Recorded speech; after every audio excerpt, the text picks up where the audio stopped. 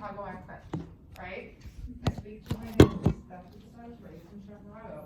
I also have certain tendencies because I'm raised in a German family, and to be very blunt, right? So there's these shaping factors to our environment, but I disagree with him when he says this: give me a child and I'll shape him into anything.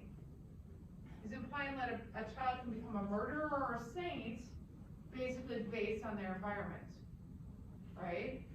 And don't we know that to be totally different when you look, for example, at the Apostle Paul, right? He went from being a murderer and being a Pharisee and being one of these people who was against Christ to being the biggest proponent of Christ during his time of life, right? Why was that? Because the Spirit took hold of him and changed him, and he began to make very different decisions, didn't he? So he wasn't just a product of his environment. He's also a product of having that new nature within him and acting on that new nature. Even when he says, for I do not do what I want to do, but I do what I do not want to do. He's wrestling with that old nature, right? He's wrestling with it, and he's going, I have been given this new nature, so now I want to live out of that new nature. I don't want to give into that anymore.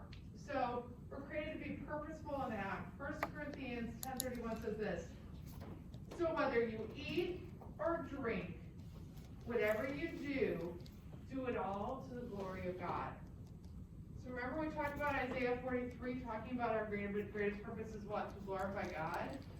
We can purpose, whether you're a business major, whether you're a psychology major, education major, Bible major, everything can be done unto the glory of God if that's what your purpose is for life, and you're acting upon that purpose.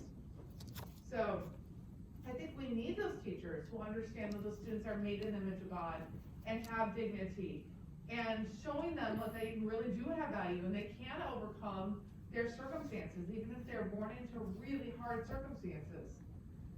So we're created to be purposeful and act. C, let's look up together Matthew 22, verse 37. We're created to be relational, personal beings. Relational, personal beings. Okay, Matthew 22, verse 37. Cameron, will you read that for us? And he said to him, you shall love the Lord your God with all your heart, and with all your soul, and with all your mind. Mm-hmm. If we read it through 39, yeah. This is the great and first commandment, and the second is like it. You shall love your neighbor as yourself. On these two commandments depend all the law and the prophets. So what he's doing is he's summarizing the Ten Commandments, and all the law and prophets says what? We're created to love. We're created to love God. We're created to love others. If the law isn't to trip us up as much as to give us a blueprint of what does that actually look like, it's really good to not murder, right? It's really good, not just so that you're righteous, but the idea is like we're created to be relational beings, being united together and glorifying God. And everyone's made in the image of God. So when you murder someone, you're not only impacting that other person, not loving that other person, but you're also reflecting on your value of God in them. And so, why is it good to honor your parents? This doesn't mean same thing as being subordinate to them your whole life. What it does mean is you're supposed to show them honor, respect. They were given to you, you were given to them by God, and you're supposed to honor them. And it's really good, that's the way you show love to them. And so thinking about that, being creative persons, we're created, personal beings, we're created to relate to God, created to relate to others, that includes self, and created to relate to creation, right? That threefold relationship, God, others, and creation. So think about the first words God gives in Genesis to mankind is what? To be over creation and take care of it. And we glorify God by doing that, but we're also called to care for creation and be in a real relationship with the rest of creation. And caring for it, not abusing it. I think Christians actually should be on the forefront of environmental issues.